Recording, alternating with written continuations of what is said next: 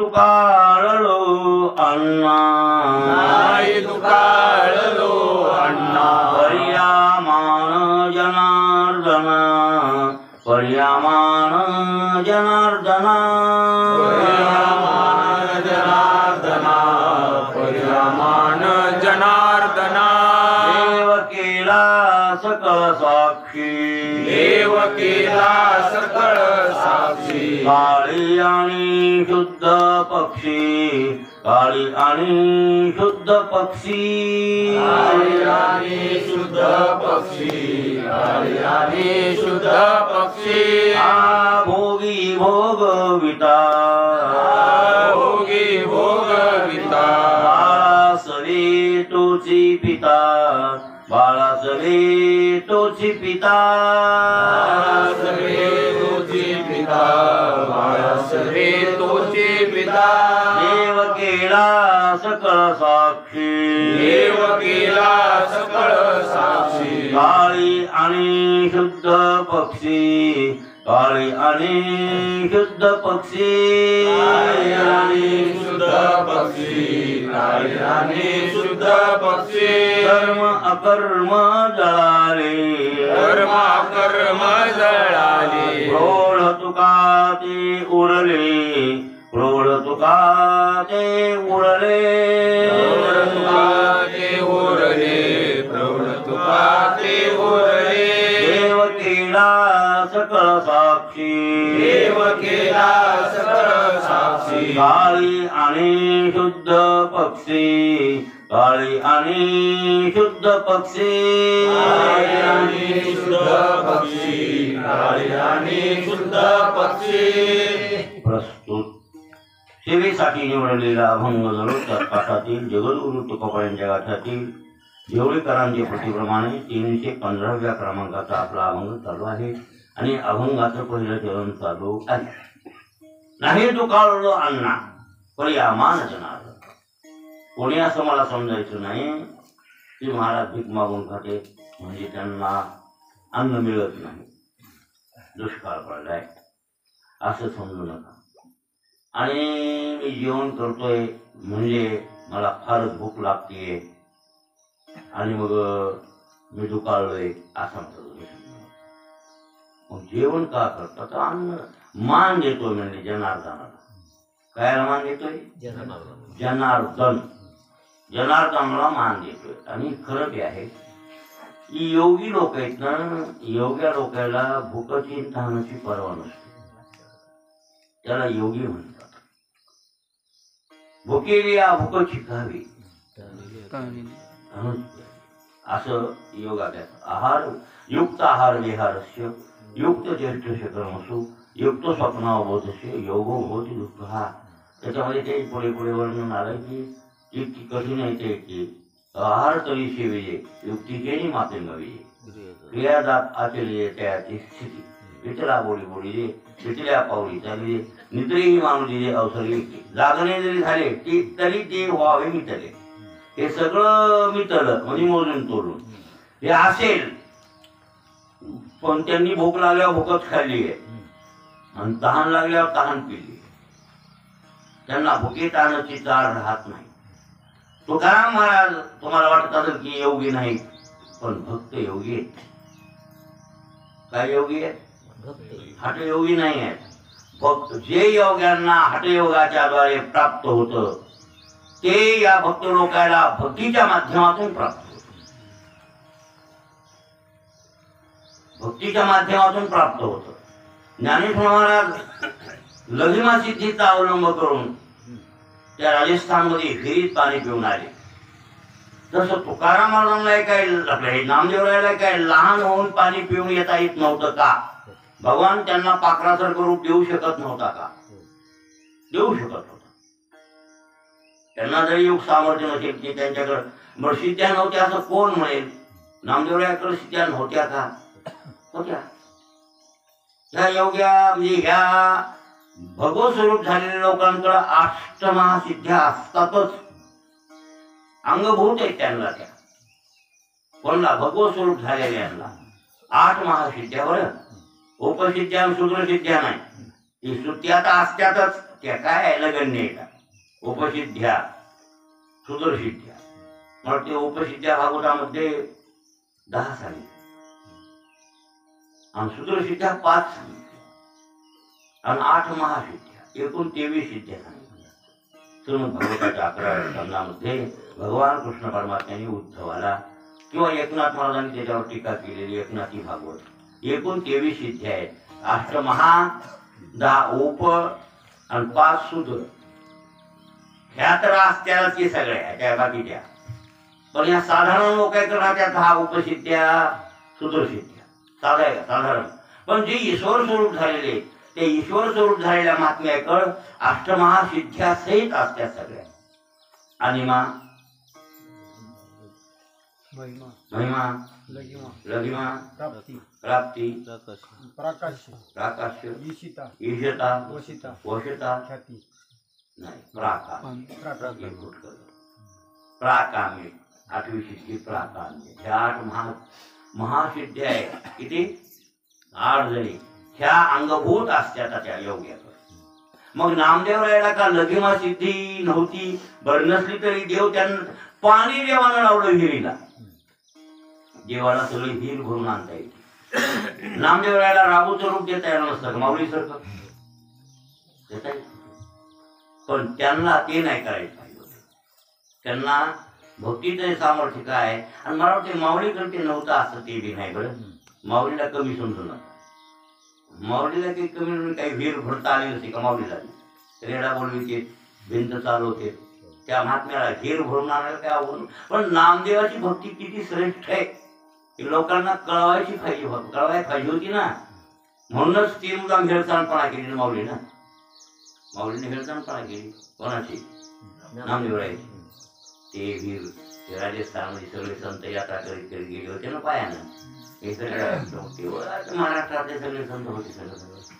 त्यामध्ये राजस्थान लागल्यावरती वाळवंट प्रदेश सगळा जैसलमेर काय लय वाळू, नुसती वाळू, पाण्याचा ठणठणाट. मरू देश म्हणतात त्याला, मारवाड. ते खरा मारवाड, प्युअर मारवाड वाळवंट. रामब्रह्मला मारलेला, मरू दैत्य मारलेला, रामेश्वराच्या समुद्रावर बाण मारला. त्या अग्निबाण जोडला होता कोणासाठी? समुद्र शोषण करण्यासाठी. समुद्रानं सांगितलं आम्हाला मारू नको, आज जळते राटते, तू पाण्यावर शेतू बांध तरी घडलं, पण मला आपू नको. पण राम म्हणजे हे बाण कुठं सोडू मी, एक बाण येईन. मग समुद्रानं सांगितलं तुला हे बाण पश्चिम दिशेला माझ्या काठावर. तेच इकडं बी समुद्र तेच आहे ना. रामेश्वरचा समुद्र इकडं बी आहे, फक्त विभाजनामुळे नाव पडले त्याचे वेगवेगळे. हिंदी महासागर, अरबी समुद्र, बंगालचा उपसागर, हे जे नाव पडले ते विभाजन आहे.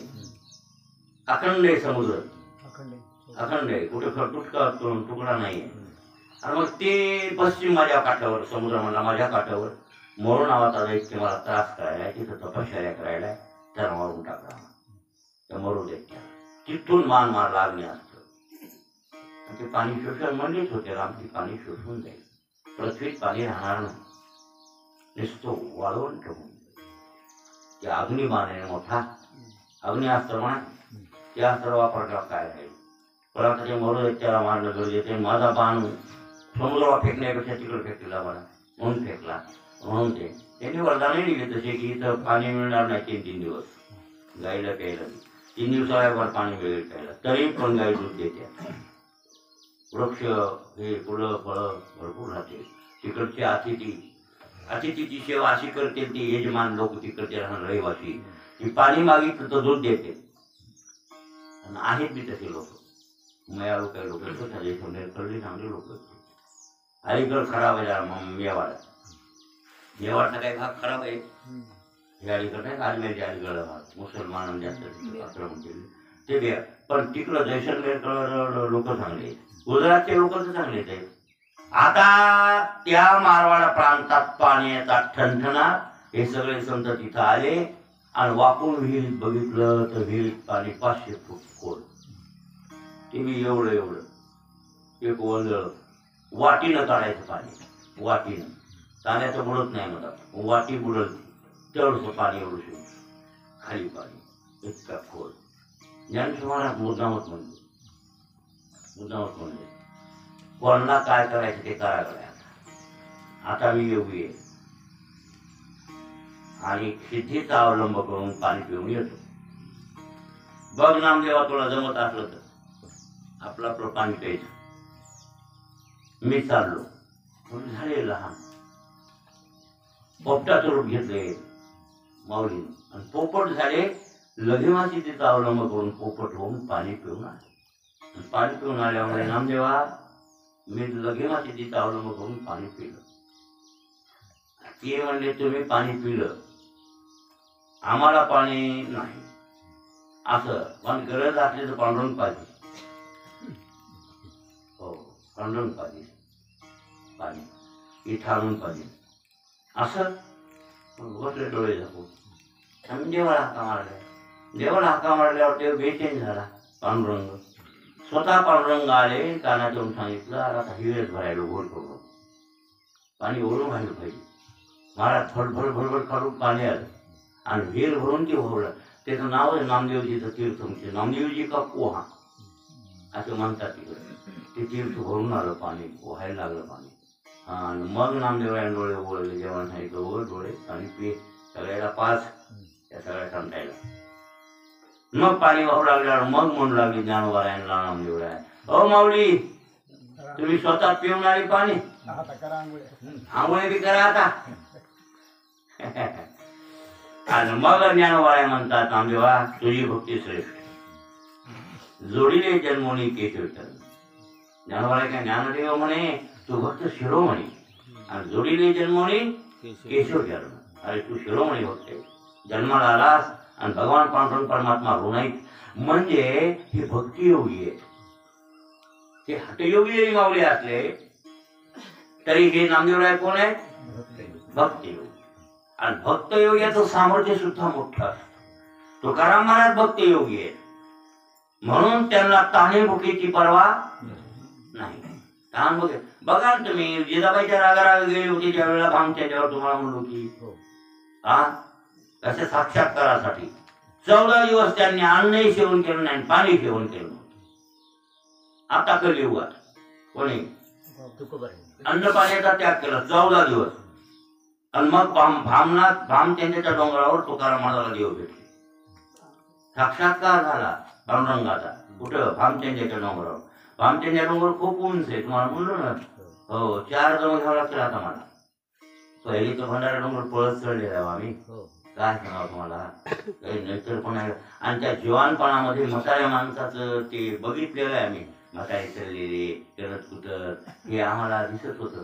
पण तेवढं काही लक्षात येत नव्हतं ही अवस्था आपल्याला येईल असं नाही वाटलं. म्हणजे असं ह्या म्हाताऱ्यासारखं आपण जे होतो असं वाटलं नाही. धुंद असते, कळलं का? हो, ब्रह्मगिरी डोंगर पळत चढणं सोपं आहे. पळत चढणं आणि पुन्हा पळत उतरणं. पळत चढलो डोंगरावर ब्रह्मगिरीला आणि पळतच उतरलो. हा, हे नाही राहती माझं. भंडाऱ्या डोंगरावर पळत जायचं पायानं, एकूण पायानं, ती बी देऊतून पायानं. तेव्हा कशा जीव गाड्या यायच्या गावात नव्हते यायचे वाहन पिणं. देऊत उतरायचं, देव तुकारामाला दर्शन करायचं, वैकुंठ दर्शन हे सगळे करायचं. आणि मग ते इंद्रायणी तिकडं जायचं पायानं भंडाऱ्या डोंगरात. तिथून वरी डोंगर पायानं, एकट्याने पायानं. आणि तिथून पुन्हा आळंदीला मोटरनं. एकट्या होत्या ना आळंदी, पुणे आळंदी देऊ या तरीके. म्हणजे असं पण काही पण ते आता शक्य नाही. भामचंद्राचा लई खडा आहे. भंडाऱ्या शिव आहे, भामचंद्रा खडा आहे. मग त्या भामचंद्र डोंगरावर 14 दिवस उपाशी होते महाराज. 14 दिवस उपाशी असले तरी त्यांना त्याचं काही वाटलं नाही.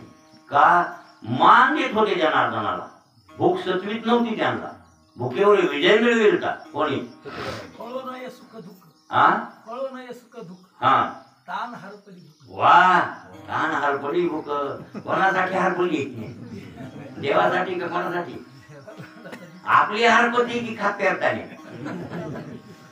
काय? सकाळच्या भाकरी तुकडे तसेच बायकोला खाऊ दिले नाही आणि आपण बी खाल्ले नाही. ही वर ठोकीत बसलो, पाऊस पडलो बाबा पेरून घेऊ खात. एवढा नेलेल्या भाकरी शिळ्या संध्याकाळी येऊन खाल्ल्या आणि खात नाहीत होय. शेतकरी किती वेळ हरपली भूकच होते. त्याला देखील नाही. त्याला समोर काय दिसते लहान, एवढं लहान झालं पाहिजे बरं का लहान बा. जुगार पडली हा. दुपारचं जेवण का केलं विचारा. हा, काहीच नाही, करतच नाही तो. फक्त आवडीचा विषय वेगळा आहे. तप एकच आहे. तप तेच आपलं सारखंच आहे. कसं आहे तप सारखंच आहे. फक्त तपाची जी काही भूमिका आहे ती वेगळी. त्याच्यात बदल आहे, हेतूत बदल आहे. हेतू बदल ते पण आपला हेतू वेगळा आहे, त्याचा हेतू वेगळा.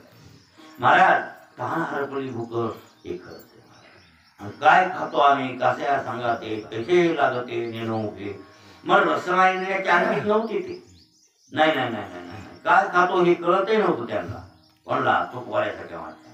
तुकाराम महाराजांच्या घरी पाहून आला होता ते जेवायला, आणि जेवण केलं. जिजाबाईनं मिठच विसरले, टाकायचं विसरतो एखादा नाही का. चहामध्ये पती टाकते तर साखऱ्यात विसरते. तसाच करून द्या त्यांची जीवायला कोणतरी असं कुठं. आता घडे ना 15 दिवस झाले कुठतरी चहा केला त्या बाईनं, ते ध्यानात नाही तिथे. आणि हे असा कधी टाकली बरोबर दूध टाकलं, सगळं फसकला दिसायला दिसला. तोंडाला लावला की पाणी त्याच्यात काहीच नव्हतं. चहा कधी विसरते हे कळतंय या. मला साखऱ्या नाही हा तसंच केलं किंवा कळत आहे वहिला. तुकारामाला नाही. मीठ विसरलं आणि जेवण केलं मला. सगळं मेहना होता जेवायला पाहुणा. जिजाबाईचा बापाची गोळ्याचं बोललो, तेही जेवलं. आता त्याला वाटलं कसं म्हणा होता, मीठ नाही म्हणत काय. चार घाणा मीठ नसल्याबरोबर काय काय हा चवीने देते अन्न. चवीने देते नसता लवण, हा चवीने देते अन्न. हा बरं. अलवणता वाटे ज्याशी सामुद्रिक वेळ वाटे अशी. हा शिवला म्हणते अलवणता वाटे ज्याशी, तर सामुद्रिक वेळ वाटायची. मीठ जर कमी वाटू लागलं तर मीठ टाका थोडं घ्या असं म्हणले ना. म्हणजे ते चव नाही, कारण का त्याच्यात म्हणून त्याला गोड म्हणतात नाही का. खरं तर मीठ खरंच आहे, पण त्याला भाषा काय वापरायची गोड नाही. गोड थोडं टाका गोड. आणि बरोबर ते चविष्ट आणतं ते थोडंसं मापक टाकल्यावर. महाराज तुकाराम महाराजांना जेवण झालं दोघाचं बी काही नाही. आणि मग जेवण झाल्यावर जिजाबाई जेवाय वाटले, स्वतः जेवताना त्यांच्या लक्षात आलं ह्याच्यात मिठाचा पत्ताच नाही. आणि मग नवऱ्या तुकाराम महाराज काय बघ पाहुणा तुम्ही जेवढा. पाहुण्यानं काही म्हणत येत नाही कसा म्हणेल पाहुणा. ते नाही म्हणलं भाऊ पण तुम्ही म्हणायचं होतं मीठ कमी. ते म्हणजे आवडे काय खातो आम्ही, कशा सांगा ते पैसे लागत ते देणं. रसेंद्रियाच्या आणखी रसनेंद्रियाच्या आणखीच नव्हती. बघ मान देणार फक्त पोटाला लागतं, प्राणाला ती आहुती. आणि यज्ञ एक प्रकारचा म्हणून ती जेवण करू असं महाराजांचं म्हणणं आहे की नाही दुकाळलं अन्ना पर्यामान जनार्दना. जनार्दना नाम देव. जनाचं अर्दन करतो म्हणून त्याला जनार्दन म्हणतात. काय जननाम हे जग. जननाम माणसंच नाही बरं. पुतळे माणसं सुद्धा कशात आले, जनातच आले. जन आहे म्हणजे जननी उदरी जन्मलेलं ते जन. जे नाम जन्मलेलं लक्षात आलं का. ज्याचा जन्म झाला येऊन इथून त्याचं नाव जन. असं जे जन आहे अशा जनाचं भरण पोषण करतो, अर्दन करतो म्हणून त्याचं नाव काय जनार्दन. हो जग निर्माण केलं जेणे विश्वनिर्मिले मनुष्य देवा संस्थापिले 21 स्वर्गात ये धरिले इच्छा मात्र आपुल्या तो हा विवरे देखील. हो म्हणून त्या पांडुरंगाला जनार्दन म्हणतात. पांडुरंग जनार्दन आहे जनार्दन. हो ना असा जनाचं अर्दन करणारा जनार्दन, त्या जनार्दनाला मी मान देतोय. आणि असा जनार्दन देव, त्याला देव म्हणतात. त्याला काय म्हणतात देव. देव देव सामान्य शब्द आहे. देव दिवी धातूपासून तयार झालेला शब्द आहे. दिव्य तो देव आणि देतो ते देव. मागायची व्याख्या केलेली मी. जो देतो तो देव वाच्यार्थानं. जे आपल्याला देतो ते देव. म्हणूनच बायकोचा नवरा कोण होतो देव होतो. शिष्याचा गुरु देव आहे. गुरुविना देव हो तुझा. काय काय म्हणले बघा बरं.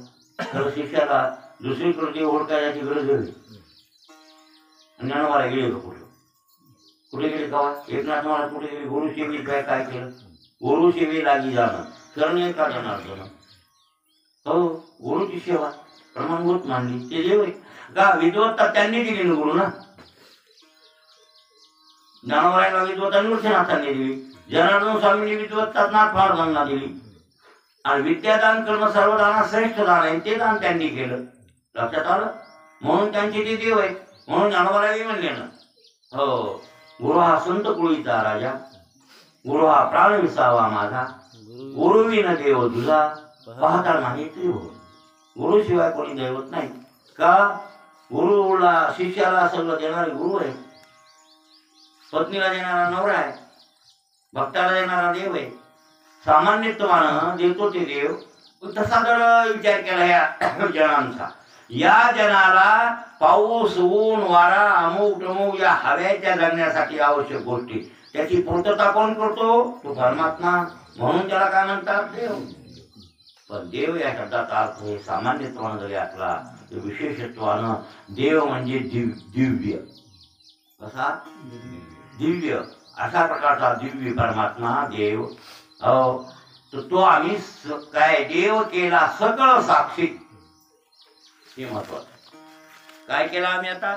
दुसऱ्या चरणात आपण प्रवेश करत असताना तो असा जनार्दन, तोच देव, काय असा दिव्य भव्य जो परमात्मा आहे तो आम्ही सकळ साक्षी केला.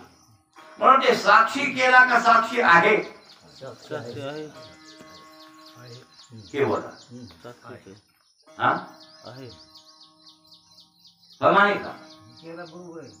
केला बरोबर. हो, कसं काय? साक्षी आहे पण आज्ञा दे. असं म्हण. म्हणजे आम्ही मानला नाही म्हण रे. आज्ञा ते सांगायला. आम्ही मानला नाही म्हण. केलाच बरोबर आहे. आहे नाही नाही आहेच बरोबर आहे. केला हे विशेष विशेष. लक्षात आलं की नाही? त्याचं कारण एक आहे, अंतकरणाचं किंवा बुद्धीचं. अंतकरण बुद्धी एकच की त्याचं अधिष्ठान हे चैतन्य आहे.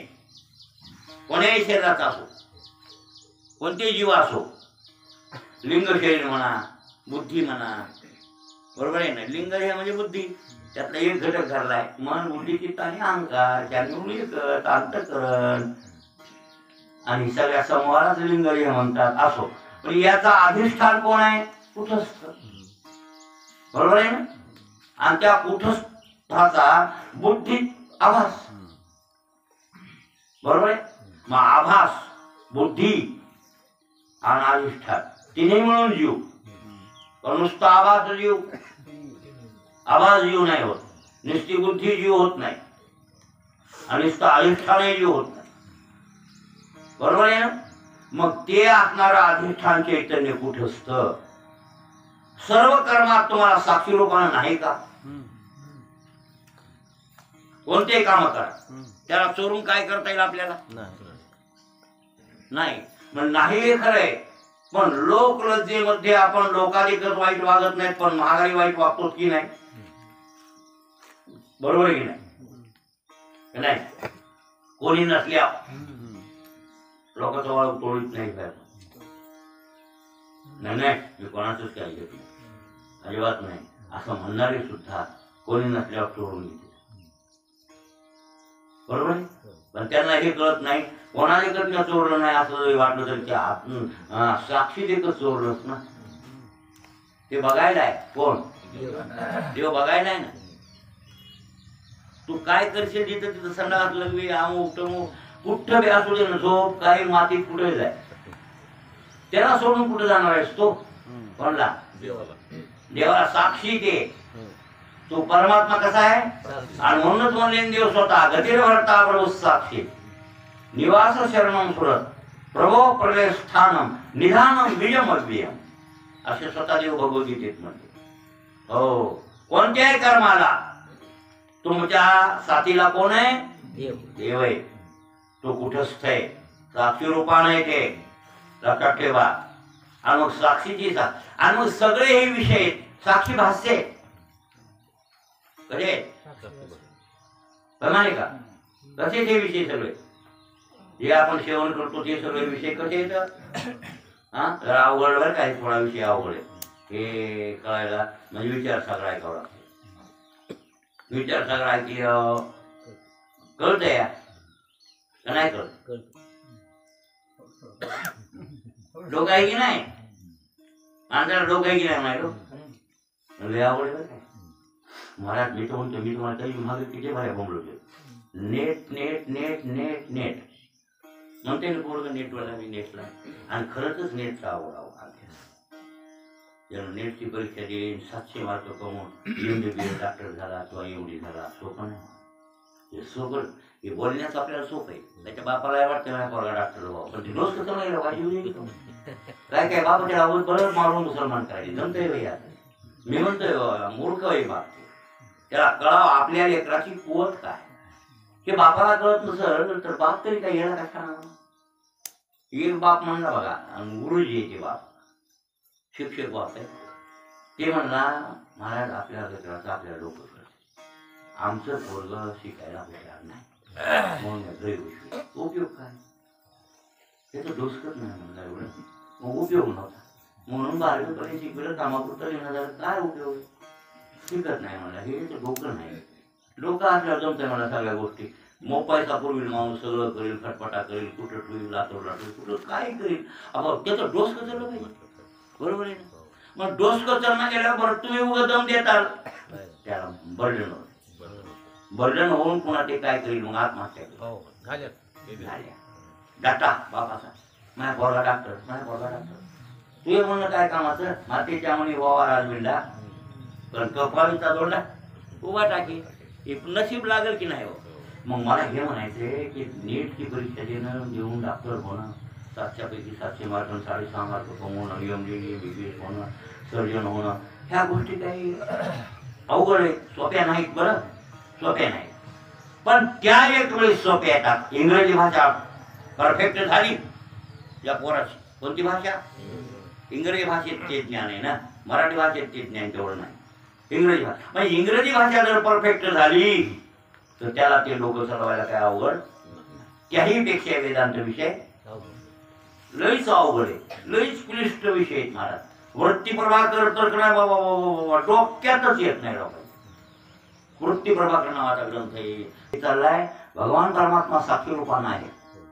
पण कुठस्थ साक्षी आणि हे सगळे विषय साक्षी भाषे कसे ते हा साक्षी भोगतोय असं मात्र नाही त्याला त्याचा भोग नाही त्या विषयाचा भोगातून आयुक्त आहे का भोगयुक्त आहे अयुक्त आहे फक्त आभासही खरा तर भोगीत नाही खरा तर ते विषय आभासही भोगीत नाही आभास म्हणजे जीव त्या साक्षीचा फोकस ते सुद्धा भोगीत नाही भोगणारी खरी बुद्धीच आहे या विषयाला भोगणारी कोण आहे बुद्धी आहे पण त्या बुद्धीचं येणं तादात्म्य घेतल्यामुळं आभासा आरोप यायलाय लक्षात आलं की नाही आभासाव काय यायलाय आरोप यायलाय आणि आरोप यायलाय नव्हे त्यानं तिचं तादात्म्य घेतलंय मग मीच भोगायलो म्हणायला आणि मग मी भोगायलो म्हणलं की पाप लागायले किंवा पुण्य लागायले आणि पाप पुण्य लागलं त्या आभासाला की आभास पुन्हा जन्म मरणाच्या फेऱ्यात पडायला अशी भांगड व्हायली नाही भाऊ मग आभासानं म्हणू नये मी मागललाय पुढे काय लावून राहायचे त्याच्या बुद्धीत जायचे ते मदत बुद्धीत घोट मारायले कोण आभास माग येणार ना म्हणून तुकाराम महाराज म्हणले ना वा तुका म्हणे ठाया जाई आपुळे आलिया तुकाराम महाराज गाठ्यात का वेदांत नाही आणि वेदांतच आहे ना अरे तुकाराम महाराज गाथा म्हणजे वेदांताच्या प्रक्रिया आहे तुकाराम महाराजांचा गाथा एकनाथी भागवत ज्ञानेश्वरी वेदांताची प्रस्थांतरही आणली नाही लोकांनी विद्वानांना कळत आहे इतर लोकांना काय कळेल की महाराजाच्या गाठ्यात किती अध्यात्मशास्त्र भरलेलं आहे विद्वान लोकांना कळतंय तुकाराम महाराज तुम्हाला भक्तित्व वाटत अध्यात्मशास्त्र ओतप्रोत भरलेले त्यांच्या गाठ्यामध्ये काय म्हणले ते जन्मायोनी काय केले उदर गमावी कारणी फिरसी माघारा अजूनही तरी फजित खोरा केली गाठोडीची नासी पुढे धिकची मागसी तुका म्हणे ठाया आणि जाई आपुल्या बघा उलट आवासाला शिकविले हे कोणा शिकलो मानिका हा काळीने फिरशी माघारा म्हणजे बुद्धीकडे थोबाड केले ते थोबाड तुझ्या स्वरूपाकडे कर असं बोंबलायचं इथं तुकाराम माझा कळलं काळीने फिरशी माघारा अजूनही तरी फरीत खोरा माघारी फिर कळलं का याला उपराठी वृत्ती म्हणतात दृष्टी उपराठी दृष्टी वृत्ती म्हणजे दृष्टी बरं उपराठी दृष्टी व्यासे उपराठी दृष्टी केली असं वर्णन नाही काय सुखाचारी पळू लागले पळायले की बोललो सुखाचार्य आणि मग ते का सर्वभूत हृदय मुनिमान तोस्मी ते मुनिमान आहे तर सर्वभूत हृदय सुखाचार्य म्हणून सुखाचार्य त्या बदली झाडं होऊ देऊ लागले बोला बघा बाप माग पळायला थांब सुखाचार्य एक बिना दोन बिना असो व्हायचा कोठे आठवची नाही देहित विदेही पण सर्वभूत हृदयमय आणि सर्वभूत हृदय असल्यामुळं लक्षात आलं का यांचा प्राण समष्टी प्राणाशी तादात नाही कोणाचा सुखाचार्यांचा वेष्टी प्राण समष्टी प्राणाशी तादात्म्य करते काय साधी गोष्ट आहे काय ते महात्मा सर्वभूत हृदय म्हणेन सूत महाराज सर्वभूत हृदय मुनिमान नतोस्मी अशा मुनिमान महात्म्याला मी नमस्कार करतो सूत महाराजांना म्हणावं लागलं ना मला यम प्रवर्जंतम मनोपेतम बकेत कृत्यम द्वैपायनो विरह कातर राजुभाव पुत्रैकी तन्मयतया तरोहिणी दुस्तम सर्वभूत हृदय मुनिमान नतोस्मी असं म्हणावं लागलं कोणला सूत महाराजांना अशी ते मग झाड त्याच्या बदल्यात ओढ येत होते याच्या मोबदल्यात कोणाच्या सुखाच्या आणि ते थाका मारू लागले सुका थांब भानगडी ही झाली त्या बायाचा आवाज आला महाराजाला संशय निर्माण झाला महाराज जिथून पोरग गेलं 12 वर्षाचं नवतरण 16 वर्षाचं किती 16 वर्षाचं तमद्वय अष्टवर्षम सुकुमार पादा वर्णन नाही ना तमद्वय अष्टवर्षम अर्धोणी 16 वर्षाचं वय ती चालली पुढे पळत त्या बाया तिथं अंगणाने आंघोळ करू लागले त्या नदीवर तिथून चालत ते पोरग तर लाजले नाही की नाही भाऊ थांबून लाजले नाही त्याला भान नाही आणि भान आहे त्याला लाजावं आपण डुकर पुतळा आल्यावर संडास बसलेले लाजतो का उठावं लागते ते काय उठायचंय येत नाही का उगं पिल्या आकृती येते रंगाच नाही आम्हाला लाजायची काय गरज आहे म्हणून बिचारे नाही लाजल्या हा आणि मागून म्हातारे व्यास आले पण कल्पित वृत्ती स्वीकारलेली होती वास्तव अद्वैत कल्पित अद्वैत अशा बोधावर महाराज मागडला आणि म्हणून महाराजाला कळते मग महाराज आले ते आणि ते लगेच लुगडे झाले अशा लाजल्या व्यासाला संशय निर्माण झाला मग 16 वर्षाचं नोतरनं बोललोय त्याला नाही लाजले या बाया आणि मी म्हातारा आहे त्या आजी आपण यासारखा बापासारखा पांढर येतो ह्या म्हाताऱ्या माणसाला काय लाजले असते ह्या बाई आपण विचारावंच म्हणून त्याला विचारलं तुम्ही का लाजलात मला का लाजलात मी तर म्हातारा आहे ते तर पोरग नाही तर नाही त्यांना नाही लाजला तुम्ही त्या म्हणल्या तुम्हाला स्त्री कोण पुरुष कोण कळते म्हणून आम्ही लाजलो आणि ते तुमच्या मुलाला त्याचं भान मग त्याच्या डोसक्यात आलं मी ज्ञानवान बाप एवढा विकल्प घुसला आणि एवढा विकल्प घुसल्यामुळं महाराज झाड ओ द्यायचे ते बंद झाले सर्वभूत हृदय स्थिती माग आली बरं अपक्व ज्ञान मागे येत असतंय लोणी राहू देऊ नका जरा तूप करा इतक्या बोधावर गेल्या अशी हो तेवढ्या बोधावर जरी गेलं तर अपक्व ते गुरुकुल लावून घ्यावं लागतं या कोणाकडून हा गुरु शिवाय ते पक्क होत नाही ना लोणी आहे तरी पण त्या जाळाचा संग केल्यावर मग तूप बनते आणि मग जाळाचा संग केला इष्ट्याचा अग्नीचा मग तूप बनल्यावर पुन्हा नासायचं काम पण ते जाळा तसं ते ज्ञान आहे ना अपक्व ज्ञान आहे बिनगुरुचं आणि गुरुकडून आलेलं ज्ञान पक्व आहे गुरुरूपी जाळ लावावं लागतं आणि गुरुरूपी जाळ लावून त्याला परिपक्व करावं लागतं नुसतं पक्व नाही परिपक्व कसं दोन्ही पक्व आहे का परिपक्व आहे पक्व आहे आणि तू परिपक्व आहे बरोबर आहे ना? म्हणून जाण त्यांनी गुरु भजीजे हा એને कृत कार्य होईजे हा जैसे मूळ सिंचने सहजे शाखा पल्लव संतोषत वा वा बघा नाथराम होई बघा मार्मिक देवी म्हणून जाणतेनो गुरु भजिजे तेने कृत कार्य होईजे जैसे मूळ सिंचनी सहजे शाखा पल्लव संतोषते. म्हणून गुरुकुल लावून घेतलेलं ज्ञान ते परिपक्व असतं. हे शुकाचार्यांचं नव्हतं. म्हणून तिथं व्यासाला लक्षात आलं आणि व्यासाला दृष्टी केली उपराटी. कोणती दृष्टी केली? उलटी दृष्टी म्हणली तिथं है ना. अभिमान लागे सुखाचे पाठी आणि व्यासे उपराठी दृष्टी केली. जनक भेटी लागे पाठविला तेने अभिमान नाने खोटे झाले.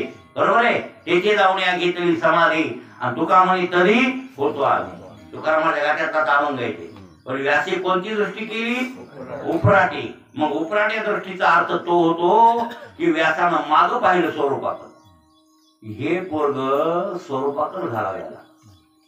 त्याची वृत्ती पुढे गेली. आता पुढे गेली म्हणजे विषयावर आली. तिथं बुद्धीत आलाय आभास. आभास कशात आलाय? बुद्धीत आलाय. आभासानं अधिष्ठानाकडे जावं असं कोणाला वाटलं? व्यासांना वाटलं. म्हणून जनकाकडे तरी जाय. चालला तुका नको येऊ वापस तू. पोरग वाया जायला वाटलं ना हे असंच राहिलं तर अहंकार वाढेल तर खाल्ल्या पायरी येऊन बसल बद्ध होऊन बसल. हा याच्यासाठी आवड झालं असं वाटलं शुकाचार्यांना. आणि म्हणून म्हणजे शुकाचार्य व्यास ऋषी सुका जायचंय तर जाय पण कोणाकडे जाय? मग तिथं आणखीन वाढ जागर वाटा करता. आमचा बाप म्हणाला जनकाकडे जाय जनकाकडे जाय. लेकराचं ढुंगणं धुणार आहे. लेकर बाळ राज्य वैभव वाळ त्याच्यात गळलेले. हा बायकान पोरण लेकराचा लेकराचं ढुंगणं धुणार आणि ते का गुरु होणार हे मया. त्याला काय कळत या पंडा जनकाला. पण बाप होता ते.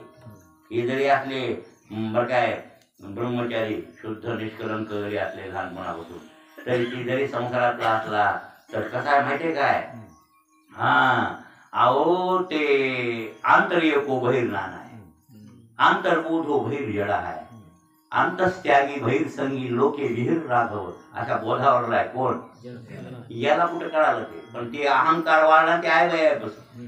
आयबायाच्या आवाजात एवढी जादू असते. ते ती खाली आणला महाराज. तेवढा मोठा महाराज खाल्या पायरीला आणला आणि आपल्यासारखा झाला ते पुन्हा ज्ञानाची घमेंड करू लागला. हा मी काय कवी का जनकाकडे पाठवायला तर पण तिथं त्यानं नीट केलं. ते पुढचं सांगायला आपल्याला गरज नाही. आपल्याला ही उपराटी दृष्टी. कोणती दृष्टी? मग उपराटी दृष्टी झाली का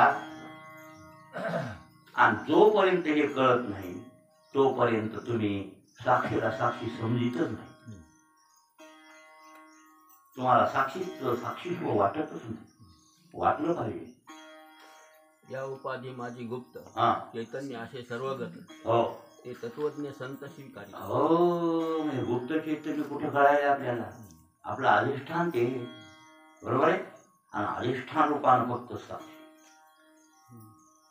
दिवा दीपू ठेवला परिवार कवना ते निळ ना निवार कवन कवन व्यापारी हाटीची तेने तेने तो जैसा का साक्षी होतो. वा ग्रह व्यापार प्रवृत्ती हेतू तैसा मी भूती आणा शकतो भूती अशी. नाही होऊया केवळ साक्षी बद्दलचे. कृष्ण परमात्मा अज्ञानेश्वरी भागवत गाथा एकच आहे. हो एकच आहे. कळत नाही आपल्याला. मजेदार इथं बोलले ते तुकाराम महाराज. देव केला असं कळत. देव केला आम्ही नाही साक्षी केला. हाय साक्षी खरे पण आम्ही त्याला मानलं. आम्ही मानलं पाहिजे ना. तुम्ही कोण साक्षी कामा माहित नाही. आपलं असलंय. बरोबर आहे ना. काय म्हणजे दीपू ठीक काय दीपू ठेवला परिवरी परिवरी कवना ते नियमिना निवारी. हा सांगा. हा तो कवळे कवळे व्यापारी राटीचे ते नेहमी. हा दिवा ठेवला आपल्या घरात. ठीक आहे साहेब बरं का. उजेडाचा दिवा. हा तर कोणी चोर आला ती वस्तू नेऊ लागला नको म्हणते का? बर हा घरचे उजेड करावा हा की अंधाराचे पाडावा. हा नेहमीच पांडवाती पूजायचा. वा भास्कराची दृष्टी उपराधी झाली काही. त्याच्यातली तिथंच तो येते समजे नाही ती नाही या ती वेगळी येते ती वेगळी फक्त समशत्रोचे मित्र येतो तथा मान अपमान हो तुल्य निंदा तुर्मोनी संतुष्ट येणं केण्याची त्याच्यावरली ओवी ती 12व्यात घेतली ती 12व्यात घेतली ओवी त्याची ओवी हे महत्वाची ही समत्वाबद्दल ती कशाबद्दलची आहे संताला दृष्टांत दिलाय संतन दिवा संत पडलाय सारखे गायीची तुळसाची पाण्याचा दृष्टांत झाडाचा दृष्टांत हे कशासाठी संत आयला दिले ते 12व्यात आणि ह्याची ओळखी आहे मग आता दिवा ठेवलाय मालकाला म्हणून काय काय हा इथं वस्तू ठेवली घ्या असं म्हणते चोर आला इथली वस्तू घेऊ नका असं म्हणताय नाही तो गृह व्यापार प्रवृत्ती हेतू ते प्रवृत्तीचा हेतू आहे फक्त हेतू कळलं कोण व्यापारी येणे कोण कसा राहिलाय घरात त्याची गरज नाही फक्त त्याचं काम आहे उजेड देणे दिव्याचं काम काय उजेड देणे हा त्याच्यापुढे तो जैसा का साक्षीभूत हा ती दिवा जसा साक्षीभूत आहे घरात नाही भाऊ ग्रह व्यापार प्रवृत्ती हेतू ग्रह व्यापार प्रवृत्ती हेतू म्हणजे घरात साक्षीभूत आहे दिवा तैसा मी भूती आणा शकतो भूती अशी बघा त्याप्रमाणे भूत मात्रामध्ये अधिष्ठान रूपानं राहतो पण अनासक्त रूपानं भूतात राहतो असं देवाला म्हणायचं मग आहे की नाही अधिष्ठान काय बरं काय तू शेतात जरी असला आणि किती शेतात बरं काय आणि काय लाड्या मांड्या केल्या कोणाला माहित नसल्या तरी त्याला माहित आहे की नाही कोणाला त्याला सोडून काही जमत नाही घेत आहे अंतरी बाहेर अंतरी बाहेर तोच चराचर विश्वकारी वर्तो अनुमाजीराम रेणुमाजीराम रणकाष्टीराम वर्तत ते याला चांगला अनुभव आला इतकं म्हणल्यावर कासावर किडे मारू वाटणार नाही ते मला ठसल्या फळ येते संसार म्हणलं त्याला काय गरज आहे का म्हणणे त्या अंगाला ठीक आहे हा तर महाराज अनुभव आले का होतच नाही का माणसानं काय म्हणणे त्याची तापच नाही मला मुंगी मारायला कोणाची ताप त्याला कळणं कळून बी अनुभवात आलं पाहिजे कळणं वेगळं कळायला तर तुम्हाला कळायला की सगळ्या जीवामध्ये देव म्हणून कळायला की नाही कळायला ना तुम्हाला ऐकून ऐकून रोज मी कीर्तन तुम्हाला का कळ नाही का गळी उतर नाही गळी उतरणार करू शकतो ना कळायला पाहिजे महाराज मारू शकत नाही मारावं त्याचा हातच होत नाही ते मुंगी मारावं हातच होणार नाही हो ती साय म्हणून लागले लय तिथं वेग ओढतो कुठं कुठं रेग वाढणार तुम्ही मुंगी आडवी त्याच्या रेग येत नाही हिरवे रेग मरत नाहीत त्या तिथून वापरत येतात कोणतरी म्हणलं ते काय तुझ्या म्हणलं महान त्या उंदराला मारूनच टाकावं मारायचं आपल्या पिंजरा काय लावला चिटकलं तर माहिती ती मिळते बाजारात मला एकदा सांगितलं होतं काय नाही म्हणलं महाराज हे चिटकलं घेऊन जा चिटकून म्हणजे काय चिटकून बसते मी म्हणलं चिटकायला मरत नसेल की नाही म्हणला मरत हा मरत आहे मग काय उपयोग आहे मला चिटकणं नाही कामाला मग पिंजरा आणलाय मधात त्या भाकरीच्या गुटक्याच्या दालचीनं जावं आणि त्यानं गवसावं म्हणजे आपल्या मधात ते फोडी कुडतड देत मग त्याला उचलून नेऊन सोडायचं डोंगराव तिकडं जावं त्या तिकडं कटांना तिकडं चढ इकडं येऊ नको पण मारू नये मला का सर्पाला मारू येत नाही संत म्हणजे तुकाराम महाराज मारू नये सर्प संतांची दृष्टी होतील ते कृष्टी व्यापक काय म्हणले मारू नये सर्प संतांची दृष्टी संतांसमोर सरप जर मारला तर ते व्यापकपणे कष्टी होते म्हणजे चैतन्य माझं ते एकच आहे आणि सर्पाला मारलं म्हणजे त्या चैतन्याला मारला असं त्यांना वाटेल कोणला संतांना वाटेल म्हणून संत व्यापकत्व त्यांची बुद्धी असल्यामुळं ते कष्टी होतील असे महाराज तुका म्हणे विंचू सर्प नारायण हो वंदावे दुरून शिव नाही देव स्वरूप आहेत की नाही वंदावे कवा कुठून वंदावे तिथं दिसायला तिथंच पाया पडा, विंचू तिथं दिसायला तिथंच पाया पडा. नाही देवच आहे लावा हात. ठेका आणला कबीर महाराज ठेका आणला तर तुमच्या आमची काय कथा आहे? ते कोण काय ठेका, त्याचा स्वभाव आहे. इंच्या नांगी पिढी हा इंच्या नांगी पिढी हा. त्याचा दोष त्याच्या अंगी. हो बरोबर आहे. विंच्या नांगी पिढी ज्याचा दोष त्याच्या अंगी. काय लावलेला दूर देणं तोंडावर थुंके देणं त्याच्या पुढचं देणं का माहिती का? हा काय दूर देणं म्हणजे बघितल्यावर लोक थोडतो येतोय भेटीत माणसं आणि त्याचा त्रास कोणाला त्या नांगीमुळे त्रास झाला बिचाऱ्याला. त्या नांगी नसती त्या देवाला दिली तर ते तरी कशाला कोणाला काय तरी करून कोण लोक तरी त्याला दूर करायला तरी तो होई नाही भाऊ. हा कडोळी आली तर आपण काय मारतोच कधी नाही. ती काय करीत नाही बिचारी खेळती जाते, अकरा आई ते खेळते जाते, काय मारत नाहीत माणसं. पण सरप आल्या मार मार हा त्या विषयाने ज्याचा दोष त्याच्या अंगी. असे भाऊ याचा दोष त्याच्या अंगात आहे. म्हणून आपल्या वागे हे दृष्टांत कशासाठी भाऊ? आपल्यासाठी ते. तर पाहुणे विष ठेवू नका. विष ठेवलं की लोक मारल्याशिवाय मग आपलं निर्मळ अंतकरण असल्या लोक या म्हणणार नाही किंवा आपल्या. आणि काहीतरी खोडे असल्यावर नगर गे काय झालं काय झालं म्हणते की नाही. म्हणजे ज्याचा दोष त्याचे हे एक लक्षात ठेवा. आपलं चालेल साक्षी बद्दल काय वर्णन चालेल? भगवान खरंच परमात्मा साक्षी आहे हे निश्चय करा.